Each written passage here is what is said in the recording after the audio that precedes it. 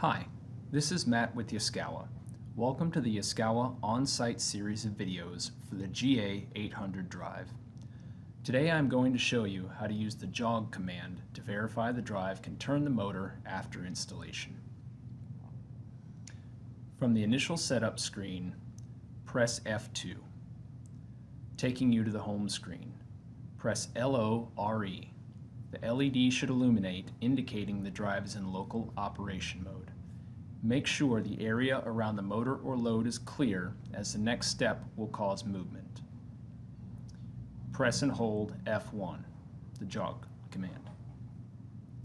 The keypad should indicate 6 Hz frequency reference in the U101 section and show an output frequency of 6 Hz in the U102 section.